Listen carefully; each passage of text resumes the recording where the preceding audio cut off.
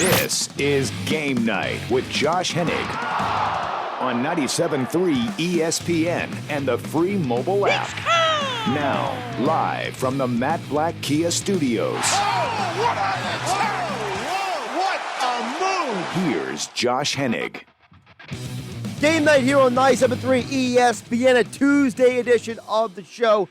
Welcome into the Matt Black Kia Studios. If you're watching on Facebook, YouTube, and Twitter at 97.3 ESPN, also on the radio at 97.3 ESPN FM, and live on the 97.3 ESPN mobile app, and at 97.3ESPN.com. So in other words, you can consume the show in a multitude of different ways. Josh Hennig here on 97.3 ESPN. Of course, we will talk Sixers coming up. Sixers tonight at 7:30. Jason Blevins live from Tampa. That's right, Blevins is down in Tampa for this game, Sixers and Raptors, here on 97.3 ESPN. Thank you, Mike Gill, for handing me my paperwork that I put so close to the board, but I never brought to this side of the board because I'm a genius like that. Smooth operator over here, let me tell you something. But yeah, we will get to the Sixers versus the Raptors tonight here on 97.3 ESPN. Also, Claude Drew back on the ice with the Flyers. Eagles offseason full mode in effect. But before we get to anything else, I do want to give out my thoughts and prayers for Tiger Woods. For anybody who saw the news today, Tiger Woods is hospitalized, currently undergoing surgery after a single-car crash. The latest report is that he suffered multiple leg injuries, and he had to have surgery on both legs. It is not life-threatening, but the reports are that it was serious enough that he has to have surgery. So I hope everything's all right with him. Hope everything gets back to normal for him and his life. Back over to the active sports world in terms of people actually playing out there.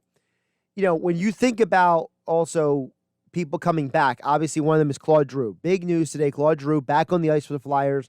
You can finally getting some firepower back. And let's be realistic. The reason why, one of the reasons, not the only reason, but one of the reasons they lost that game in Lake Tahoe was because they just didn't have the firepower. They were playing with defensemen at forward positions. It was an absolute mess in that game. So good news. Claude Drew is going to come back. Flyers back in action tomorrow night. You can hear it all right here on 97.3 ESPN tomorrow night versus the Rangers. And, of course, we will get to the Sixers in just a bit. But before we get to more of the Sixers, I did want to touch on the Eagles because something that Mike Gill brought up that really stuck out to me.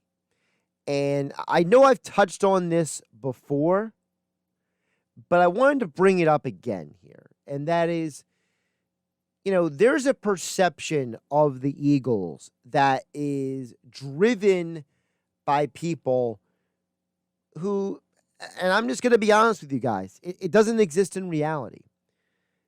And the part of the problem is that there are so many people who spend so much of their time not in reality. And then they look at the sports world, which is a reflection of reality, and tend to go out there and have these opinions about things like the Philadelphia Eagles. And one of those opinions comes down to Howie Roseman. I'm here to inform you, if you didn't already know, that Howie Roseman is not the hero or the villain of anybody's story. This is not a comic book movie. This is not a sci-fi flick. This is not the Die Hard movies. This is a football team. This attitude that Howie Roseman is the villain, that Howie Roseman can do nothing right, that Howie Roseman is the worst, it's not based in reality. You may not like Howie Roseman. You may not like some of the things that he's done. You may find him and his oversight of this organization as problematic. But it doesn't mean that he is completely void or incapable of doing the job that he has been hired to do. So many times we project our own opinions, our own feelings, and the subjectivity on these things onto people that doesn't really exist. Is it that Howie Roseman is the worst, or is it that we are frustrated with Howie Roseman? Those are two different things. Do not get it twisted. You can dislike the job Howie Roseman has done, but also not hate the guy. There is a level of hate that I would argue that Howie Roseman, the Eagles general manager, is the most hated man in the city of Philadelphia. Period. There's no one close. There is no one in the city of Philadelphia sports that is despised, disliked, and looked down upon the way Howie has been. And there's a variety of reasons why that is the case. And of course, folks, you can chime in at 609-403-0973 on the text board. All of you watching the stream on Facebook, YouTube, and Twitter, you comment there as well. The hate for Howie Roseman is intensely irrational. You can dislike somebody without having this visceral hate for them. Howie Roseman has never committed he's never committed a felony, all right? He's never been accused of sexual harassment or domestic violence or any despicable crime you can think of. But yet we act like he is the worst of the worst because he has a high-pitched voice, he looks like a boy, and what else? See, here's the thing. And I'm glad that we have a message here on YouTube I'll get to in a minute. One of the things that I saw here, and this is on Twitter. So we had somebody tweet at 973ESPN. I was watching the show earlier. And I want to bring it back up. Touchdown Tommy says, on the point about Howie being the sole problem, Sun Tzu once said that the failings of the subordinates is not the responsibility of the subordinate, but falls squarely on the shoulders of the leader. The problem is that Howie Roseman is not the leader. Howie Roseman doesn't own the organization. That's Jeffrey Lurie. So if you're going to use Sun Tzu, the art of war, Howie's not the leader. The owner of the team is the leader. Now, the fact that we're going to The Art of War by Sun Tzu to have an opinion about Howie Roseman also tells you the level of ridiculousness we've gone to when it comes to this argument about Howie. Are we really taking a book that is half philosophical and half military strategy to have a conversation about a general manager in the year 2021 in the NFL? I'm sorry. I'm not vibing with that. I appreciate the thought, and I love the fact that Touchdown Tommy tweeted at 973ESPN. But at some point, we got to accept the reality that Howie Roseman is not as good or as bad as anybody says that he is. He's not the villain. He's not Satan. He's a guy. He's a guy who's done good and bad things. For every Lane Johnson, Zach Ertz, Miles Sanders he's drafted, the Eagles have also drafted J.J. Arcega-Whiteside, and they've drafted Sidney Jones and Rasul Douglas. For every free agent signing like LeGarrette Blount and Chris Long, you also have some very underwhelming signings. When you think about this team, you realize that they've made mistakes. But to act like Howie Roseman is the villain, that he's Satan, that he's evil, I think is a bit of a reach, to say the least. Get to your thoughts at 609-403-0973. Don't forget, we got Jason Blevins live from Tampa coming up at 6:20 tonight to get more into the Sixers as they take on the Raptors. Tonight on 97.3 ESPN coverage begins at 7:30. Dan, watching on Twitter, chimes in and says, every time Lurie has hired a head coach, they've had success. Rhodes, Reed, Peterson, why not Sirianni? Now, you left out Chip Kelly. Even he went to the playoffs his first year. Rhodes went to the first year in the postseason. Reed obviously got to a Super Bowl. Peterson won a Super Bowl. Yes, Jeffrey Lurie has had success hiring head coaches. I'm not going to dismiss Sirianni. I'm not one of those guys who sits there and says, Jeffrey Lurie doesn't know what he's doing. I'm not going to sit here and act like Jeffrey Lurie is a genius. Jeffrey Lurie tried to run down his resume at that one press conference like he's trying to prove to everyone how successful and smart he is, which I think in of itself is kind of funny, actually. But when the dude who has to go up and run down his resume is automatically the guy who is so insecure he's having to try to overcompensate. All right. Let's be realistic. So, but again, the head coach situation, I'm not worried about the head coach situation, Dan. I'm with you. Look, let's give Sirianni a chance. Let's see what happens. I'm not sitting here and saying that they can't be successful with a young coach that some people haven't heard of. The NFL, not the NFL, sports are full of coaches you've never heard of who have had success. Look at Tampa tonight, where Jason Blevins is at. The Raptors head coach is Nick Nurse. Nobody outside of the basketball community knew who Nick Nurse was before he got hired by the Raptors, and yet they won a championship with Kawhi. The head coach or the manager in baseball can be a quote-unquote no-name. It doesn't mean that they can't have success. And I'm with you, Dan. Listen, let them see what happens. Let's see what happens with the head coach. I'm completely on board with that. 110%. Josh Hennig here on Game Night on 97.3 ESPN. Don't forget my FanDuel Sportsbook pick of the night coming up in about 40 minutes from now. We'll get to my FanDuel Sportsbook pick of the night. We went 2-1 on the picks last night, so trying to keep the winning going tonight here on 97.3 ESPN for all of you out there. As I mentioned, Sixers are back in action tonight. We're going to get a full rundown from Jason Blevins down in Tampa. Doc Rivers speaking to the media at the moment. Has a lot of interesting things to say about the game tonight. We'll also find out later tonight. Keep it tuned to 97.3 ESPN.com. Because we will have the updates on who makes the All-Star team. We know that Joel Embiid is going to be a starter, but we don't know yet who is going to be off the rest of the team. Now, in the past, the team that leads the conference or has one of the best records in the conference typically has at least two, if not more, players. Now, I'm not going to sit here and think that Doc Rivers is going to do a whole Mike Budenholzer with the Hawks when it's basically almost the entire Hawks lineup made it into the All-Star game. I don't think Doc's going to advocate for that at all, but I do think there's a strong possibility that Tobias Harris makes this team, and I think it's a coin flip if Simmons makes it, in my personal opinion, because I look at it like this. Simmons has had a good, very good February, but his December and January were all right for his standards. Tobias Harris, from basically the new year to now, has been on fire. And I think that the resume of Tobias Harris is stronger overall than the resume of Ben Simmons. Again, that's just my opinion, my perspective on that. So we will find about that later tonight.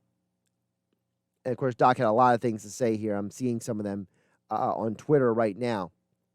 Doc Rivers says he believes the Sixers should have 3 All-Stars, but if he doesn't, he's still more worried about the bigger goal of winning. Quote, we have our eyes a bit bigger. Making the All-Star team is phenomenal, and I do think we should have 3 on there, unquote. That's from Doc Rivers. The problem with the Ben Simmons, again, to me, argument is I look around the Eastern Conference. There's going to be a couple guys who are left off of this team who probably should have been elected to the team, but there are other guys who are probably going to make the team because there will be people who aren't going to participate for injuries or whatever else is going on. You look at Anthony Davis in the Western Conference, for example. He's obviously not going to make it, so you have to put somebody else in his place. How many Celtics are going to make it on the team? You got Tatum, you got Brown out there, you got Trae Young out of Atlanta. He better be on the team. There's a lot of guys who can be on this team. Jeremy Grant in Detroit's having a phenomenal season. What do you do with some of these guys? Colin Sexton's having a good year. Zach LaVine's having a good year. There's a lot of guys in the Eastern Conference that are having very good seasons. And I just think that there's a possibility that the Sixers can't have 3 because there's got to be somebody else who makes it in there under the cut line. So we'll get more into the Sixers coming up next. Jason Blevins live in Tampa will join us coming up next here on Game Night on 97.3 ESPN. Of course, your text messages, 609-403-0973. We'll get to those in just a bit as well, including your thoughts on Facebook, YouTube, and Twitter. All of you watching on 97.3 ESPN, Facebook, YouTube, and Twitter. Game Night being brought to you by AmeriSave Mortgage. You won't regret shopping with AmeriSaveMortgage.com for lower mortgage rates. It only takes 3 minutes, and AmeriSave could save you thousands. Visit them online at AmeriSave.com Sportsbook.com. AmeriSave for yourself today. Josh Hennig here on Game Night on 97.3 ESPN. Don't forget Sixers basketball tonight. Taking you on the Raptors right here at 7:30 on 97.3 ESPN. Live from Tampa, Jason Blevins joins us next on the live stream at YouTube, Facebook, and Twitter, and of course on 97.3 ESPN FM. And don't forget the 97.3 ESPN mobile app for all your Eagles, Sixers, Flyers, Phillies, high school sports, and more, all on the app. And of course, you can listen to all the shows on 97.3 right there on the 97.3 ESPN mobile app powered by First Bank of Sea Isle City. You're listening to Game Night with Josh Hennig on 97.3 ESPN and the free mobile app. Josh Hennig here on Game Night on 97.3 ESPN. We'll get to your texts and messages a little bit later in the hour at 609-403-0973. But right now we're going to head down to Tampa where Jason Blevins is live in Tampa for the Sixers versus the Raptors. Of course, our Sixers pregame coverage being brought to you by Trifecta Therapeutics in Glassboro, South Jersey's premier sports rehabilitation and physical therapy center, treating the pros and the Joes. Visit them online at trifectatherapeutics.com. Yes, that is Jason Blevins live on the stream as you watch on Facebook, YouTube, and Twitter. Jason, how's the vibe going down there? The vibe. It's fine. The vibe is fine. It's weird because we're in a hockey arena in a town that's never had a basketball team. So it feels a little bit like an afterthought. Everything feels a little bit like an afterthought. So if you see behind me, that is the sort of media eating section.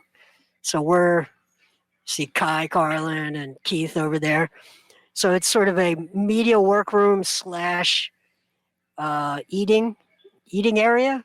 The reason we're here and not out on the floor is the DJ is playing music for 20,000 people. And Sunday night, my rough estimate is there are about 100 people in this entire building. So that's including players. So the vibe is weird, you know. It's just odd. Yeah, that's why I wanted to ask you because, like, again, it's not, as you said, it's not an NBA arena. It's not a place that usually holds basketball games. It's not even a city that usually holds basketball games. So it's just such a strange thing. Like for me, watching on television, like I'm not trying to be mean to them, but you can visually tell on television that this is not an NBA arena. Yeah, I mean, weird things like I think we got really spoiled with Philadelphia during this pandemic. The one thing about it is our seats got a lot better. We sit in the center court, lower level, and we got here and we're in the hockey box. And if you've been in arenas, you've seen where media sits for hockey games. It's all the way in the rafters. So we're in a building with 100 people, and we're way up high. So it's part of the reason I chose this trip, because it's a weird part of a weird season that we'll look back on in 20 years, hopefully, when everything's back to normal, and think, that's weird. The Raptors had to play an entire season in a hockey arena, right? Around palm trees. And you get to say you were there. And I can be and I can have a little bit of a firsthand account of that weird thing. Yes. So let's get into the actual stuff with the Sixers. Obviously, Doc Rivers spoke before you jumped on with me this evening. One of the things he talked about was the All-Star situation, which will be announced later tonight. Doc believes there should be 3, but Jason, I'm thoroughly convinced that I just don't think there will be 3 just because there's so many other players who are in the running for a lot of those reserve spots. Yeah, I agree with you. I heard you before the break. I think it's going to be Ben instead of Tobias. I think you made a good point about why it should be Tobias or why it might be. I think Keith and Kai and I on the elevator up here, we had the same discussion. I tend to think, just for franchise reasons, Ben is your second star. So you probably give him the nod. If it's a 50-50 ball, you probably give it to your second star. But Tobias has probably been snubbed before, and it's probably overdue that he get in one of these games. And this is perhaps the best year of his career. So it's definitely a conversation that we're having here in the room. So I heard you talk about it, and I think it's a 50-50 ball that could go either way. Jason Blevins joining us here on Game Night, live from Tampa for the Sixers-Raptors game here on 97.3 ESPN. Coverage begins at 7:30 tonight. Our conversation being brought to you by Trifecta Therapeutics in Glassboro. Jason, now you mentioned about the fact that it's a 50-50. Explain to the audience a little bit about what goes into who picks reserves, because that's the coaches, correct? That's not anybody else. Yeah, it is. So the coaches are going to weigh things like that fans won't, right? So let's look at, you brought up two names, Colin Sexton and Jeremy Grant. And Jeremy Grant's had a fantastic year. Colin Sexton is putting up numbers, but those two teams are the bottom two teams in the East. And Doc talked about it's not just stats. Sometimes you put up monster stats on a bad team, and you deserve it anyway. So you can make that case for Zach LaVine, Jeremy Grant. You acknowledge the Herculean effort to keep their team competitive on any night. But Doc really talked about putting up stats within the context of winning basketball, and it should be weighted towards the best teams, have the best players, and some of those teams, guys may not put up as many points on a nightly basis as they could on a bad team. So you weigh that whole thing. Coaches also like defense more than fans do. Fans don't, there's not an easy way to measure it. So coaches are going to acknowledge the defensive nightmare maybe that Ben Simmons is. The fact that he can change game plans or he can wreck game plans on the defensive end, I think matters, and I think it doesn't matter as much in fan voting. Obviously, the fan voting was, he wasn't on the top 10. But I think things like that will be acknowledged by coaches. Now, looking ahead to this game tonight, which you are in Tampa for, Jason, we know no Kyle Lowry tonight. Now, the Raptors do have a history of having success on the court without Lowry, but the majority of that history is with guys like Kawhi Leonard and DeMar DeRozan on the roster. Those guys are no longer in a Raptors uniform. So what can we legitimately expect from the Raptors tonight versus the Sixers? Well, so they tried Sunday night to go super small. They started with OG Anunoby, took the opening tip. Pascal Siakam was listed as the center because he was the tallest guy at 6'9", but he's 230 pounds or something like that. That didn't work out well at all. The Sixers ran out to a big lead. I think it was 24-9. They were ahead. They were out rebounding the Raptors 15-3. And the Raptors had to put Aaron Baines back into the game, I should say, pretty quickly and go to a more conventional lineup. But what the Raptors did really, really well, I think, and we were talking about it at lunch, is they forced the Sixers to pass and pass and pass and pass. They ran the Sixers off the three-point line, and they created pressure in multiple ways throughout that game by forcing the Sixers to be super patient until late in the shot clock. And then the shot clock became an extra defender for them. So the rhythm that you would talk about ball movement, how great it is. There's a point, though, in that last 5 seconds where it becomes hot potato, and the last guy that only has a couple of seconds to shoot doesn't have the comfort level. And I think the Raptors were able to put the Sixers into that situation quite a bit by playing just fantastic recovery defense. When you mentioned about defense, I want to ask you about that as well, because I feel like the Sixers team, a lot of us talked about heading into the year that Doc Rivers said he wanted to have a number one defense in the league. And so far this year, I would say for the majority of the games, they have played really good defense, but we've seen that wane when it comes to either Embiid or Simmons not being in the lineup. talk about how important it is to have both Simmons and Embiid in the lineup. I know it's only two guys, but I feel like when I'm watching a Sixers game, it feels like those two guys have a massive impact on the defensive end when they're on the court versus either one of them not being on the court. They do. I think they change how teams play, and I think Dwight Howard gets in foul trouble enough that I think the refs are already looking for it. He's super strong, so every player that he touches sort of goes flying a little bit. So all contact is very obvious. And I think foul trouble becomes an issue for the team when those two aren't on the floor. But I just think the confidence, it's always been an issue.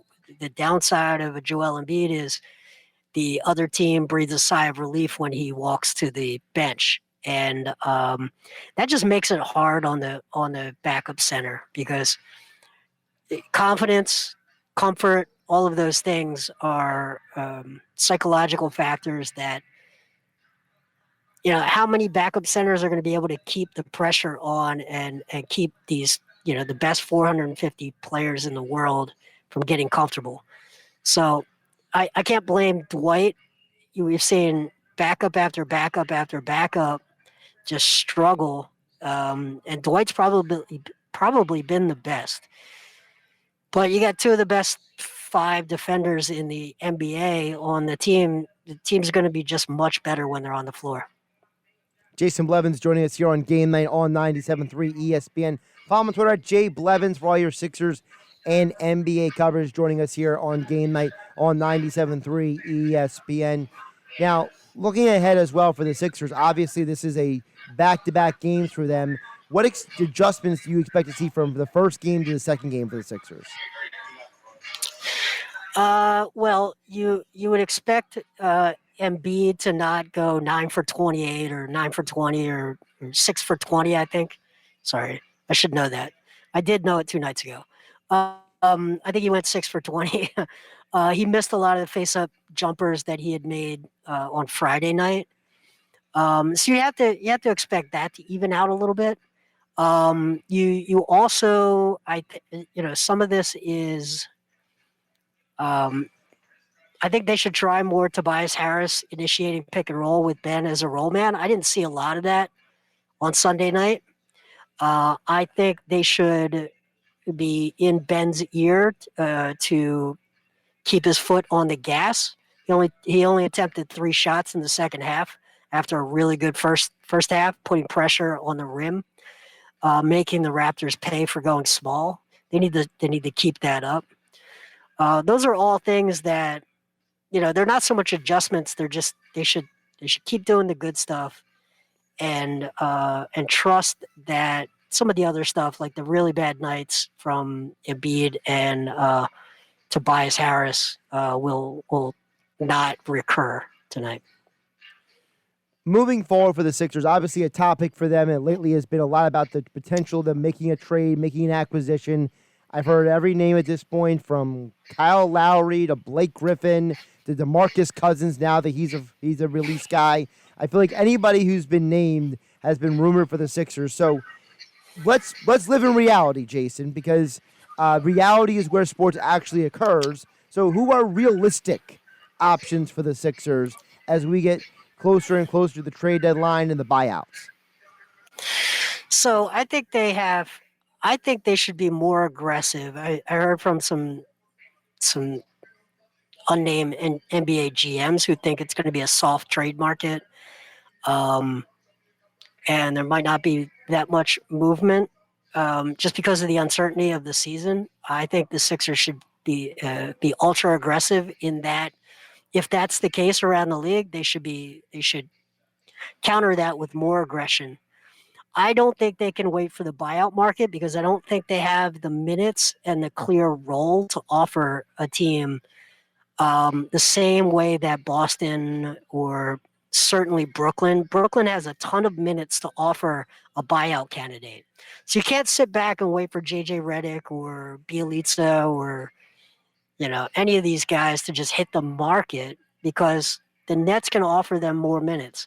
So how do you fix do you fix that situation? And to me, it's a consolidation trade where you take some of these role players, you package them together to match salary on a big swing, a home run swing for a star player, which does two things. It gets you more top end talent, but it opens up minutes to offer for someone in the buyout market. So I think they should be extra aggressive. I think they should overpay if they have to. Because I think when there are multiple reasons to do something, I think now you have to really just consider doing it. It's not just one reason why you push your chips into the table. Ask Toronto. We're about to play in an arena that Toronto is in. Ask Toronto if they would take back the Kawhi Leonard trade. They definitely would do it 100 times out of 100, even though he walked in free agency. You push your chips in the table. Daryl Morey is on record as saying if you have a 5% chance at a ring, you push your chips into the table. Well, this team has a 5% chance. So I think they should.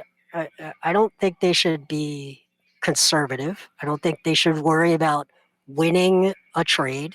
I think they should be tolerant to having fans think they gave up too much. I think they should be tolerant to the narrative that will come. The Sixers gutted their depth to get a star. Right? That was the narrative when Brooklyn made the Harden deal. They should be tolerant to all of that negativity because I think it opens up options in the buyout market. Now, of course, we also give it. Toronto also acquired Marc Gasol at the deadline too, so they didn't just go get Kawhi. They also got Gasol during the year, so that's a team that did more than just one deal to get to where they got. Speaking of Daryl Morey, if Daryl Morey came to you tonight and asked you, Jason, I need you to make a case for me for one guy I have to go get to make this team better, who would that guy be and why? It'd be Zach LaVine. So it's that I would push the chips in on a guy. He's 20. Is he 25 yet? I'm not sure he's 25 yet. He plays the combo guard role. He's a guy that would prefer, I think, to play shooting guard. He's got the size, 6'6". I think he's a fantastic theoretical fit next to both Joel Embiid and Ben Simmons. He doesn't take minutes away from Tobias Harris.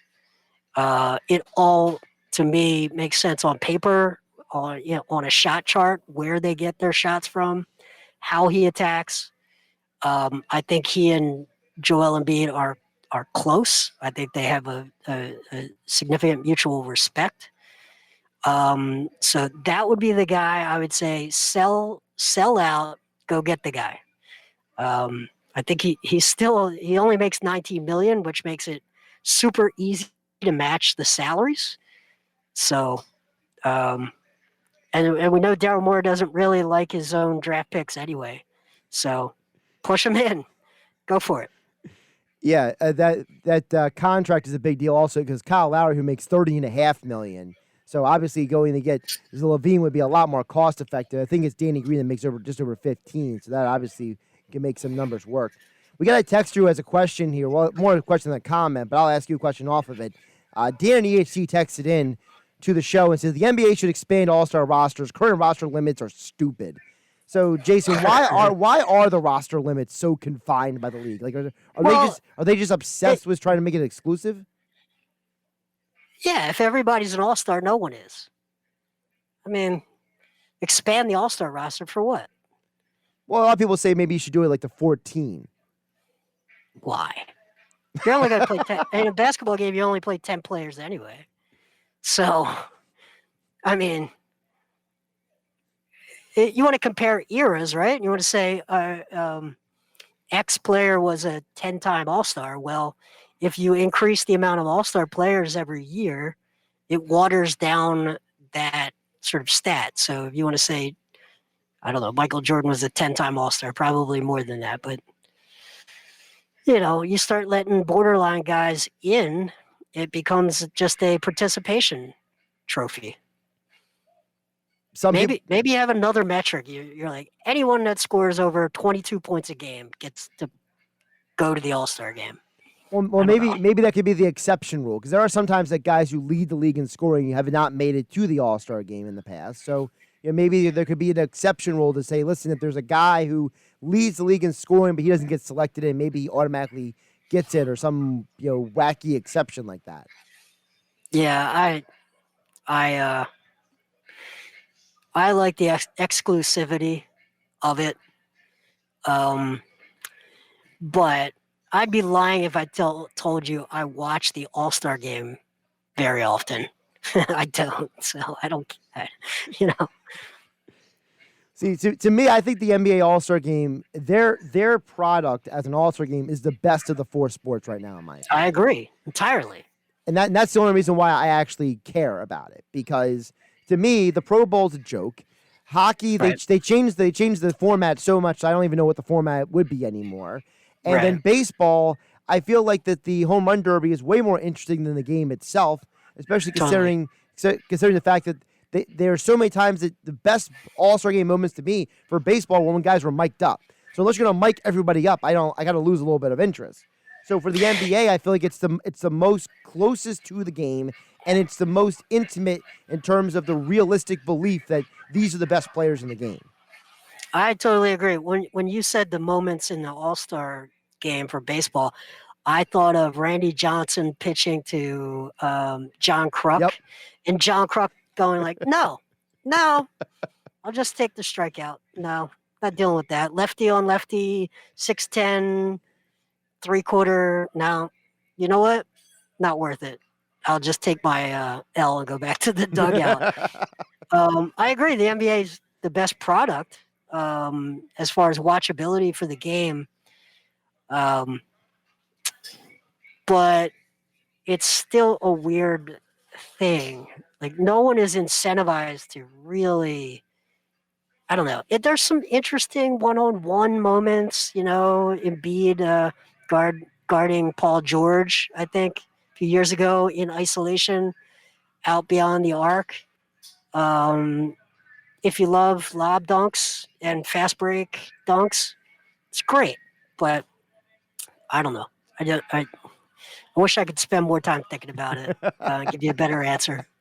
By the way, our 97.3 ESPN.com's own Frank Close did agree with you. The Kruk at bat was classic. So there you go. Yeah, to me, it's the number one moment that jumps out in All-Star game history, probably. One of my favorite moments was when Barry Bonds got robbed by Torrey Hunter of a home run. And Torrey Hunter That's starts pretty running good. in, and Barry Bonds picks him up and starts carrying him off the field. Like, no, you're coming with me. I'm getting you off the field. So, but funny, outside of those 'cause small moments, baseball doesn't have a ton of great all-star moments. That makes it, that's what I love about the baseball all-star game. Yeah. Now, did Barry Bonds decide that night that he had to go put on 20 pounds of muscle? It's called the cream and the He's clear. like, you know Get it what? right. If I could have hit it 3 more feet. The cream and the clear, man. The cream and the clear. Okay. He's Jason Blevins. Follow him on Twitter at J Blevins NBA. All of his Sixers coverage over at 97.3 ESPN.com.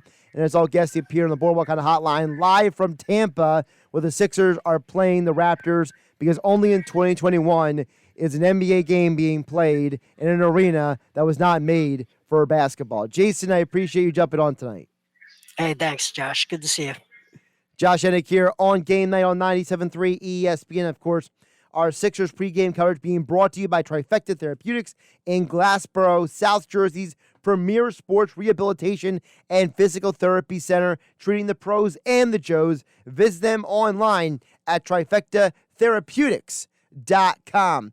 We'll get back to more of your thoughts and texts and comments, 609-403-0973. Also, all of you watching on Facebook, YouTube, and Twitter, you can comment on the stream as well, just as Frank Close and Dan have so far tonight here on Game Night on 97.3 ESPN. Plus, my FanDuel Sportsbook pick of the night is still to come as well here on 97.3 ESPN FM. Don't forget the 97.3 ESPN mobile app, where you can listen to all the shows right there on the app. Sports Batch with Mike Gill, Game Night with me, Josh Hennig, The Locker Room with Billy Schweim, and more, all on the app, as well as our Phillies, Sixers, Flyers, Eagles coverage, and high school sports, all on the app, 97.3 ESPN. FanDuel.com as well. Now, more Game Night with Josh Hennig on 97.3 ESPN and the free mobile app. Josh Hennig here on Game Night on 97.3 ESPN. Don't forget Sixers basketball coming up tonight at 7:30 on 97.3 ESPN. Of course, Game Night being brought to you by my friends over at Fanduel Sportsbook. Listen, and I've told you guys a lot about the same game parlays, the same game parlay insurance, risk-free bets up to $1,000 if you use promo code Hennig when you sign up. But let me tell you something about this Fanduel Sportsbook. Listen, I've used a lot of sportsbook apps. I've tried them all. I've given my own opinions. People about asking me, what do you think about this? What do you think about that? Well, let me tell you something. FanDuel Sportsbook, they're not only offering you deals just for new users, okay? You get great odds boosts, great opportunities, great things through the sportsbook, even if you are an existing user. That same game parlay insurance, if you're already an existing user, you get that same game parlay insurance built in as an existing user, not just for new users. Also, the app interface doesn't look like it's 10 years old. It doesn't get sluggish or slow on you like a certain couple other apps do. Also, the interface is friendly, it's easy to use. It's not made for some, savant when it comes to your phone or a website. No, FanDuel Sportsbook is everything you want for friendly, easy access. It's quick, it's simple, and it's great to use. It's what I use, and you could use it too. FanDuel Sportsbook. Sign up and use promo code Hennig for that risk-free bet up to $1,000 with FanDuel Sportsbook. And my FanDuel Sportsbook pick of the night is also coming up in just a bit here on 97.3 ESPN. We got a couple texts that came in at 609-403-0973. I did want to get to a couple of your texts as well and your messages as you watch on Facebook, YouTube, and Twitter at 973 ESPN. I'm trying to get the one posted in here.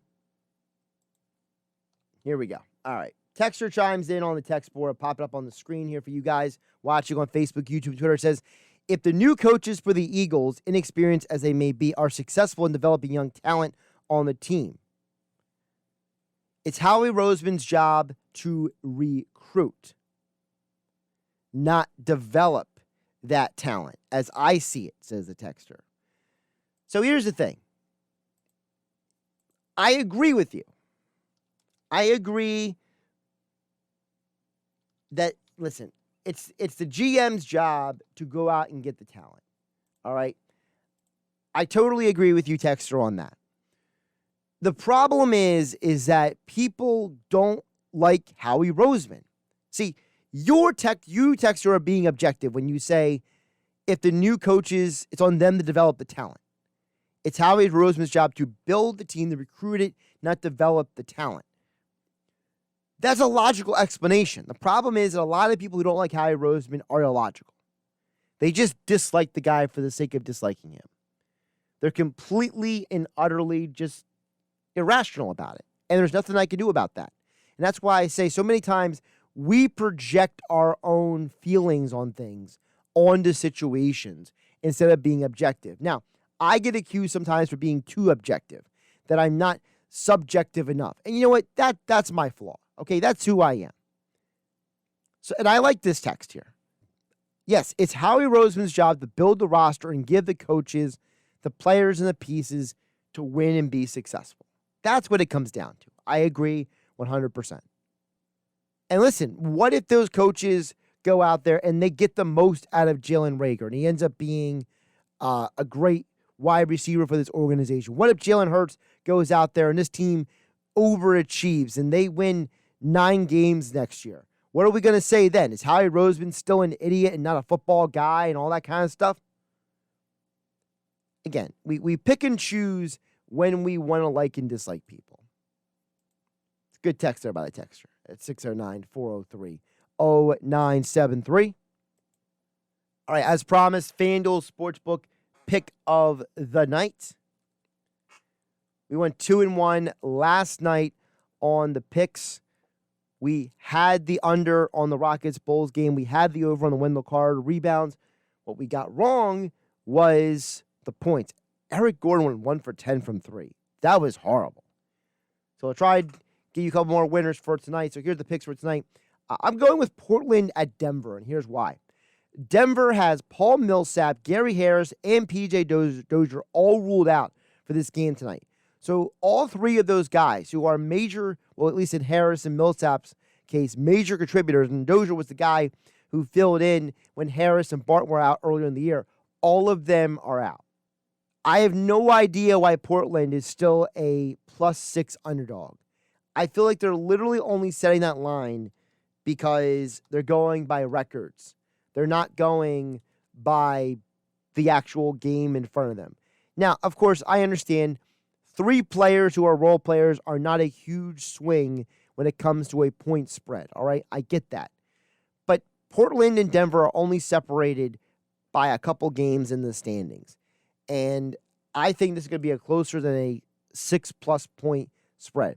So give me Portland on the +6. My other pick for tonight is Michael Porter over 13.5. I understand he's had he's had a major time struggling from shooting the last 3 games. I would know. He's on my fantasy basketball team. Okay? But listen to me. When you have Millsap and Harris out, somebody has to get the buckets. I'm taking Porter the 13.5. And if you want one more for those of you out there who do play fantasy sports DFS, as long as JaMychal Green still plays tonight, he's currently listed as day-to-day. He is the primary fill-in for Paul Millsap. Take him in the DFS. He'd be a great value, as well as Michael Porter Jr. Those are my picks for tonight, brought to you by Fanduel Sportsbook. Josh Hennig here on Game Night on 97.3 ESPN, wrapping up the show. Don't forget tonight, Sixers basketball, 7:30 here on 97.3 ESPN. Sixers and the Raptors down in Tampa. No Kyle Lowry tonight for the Raptors.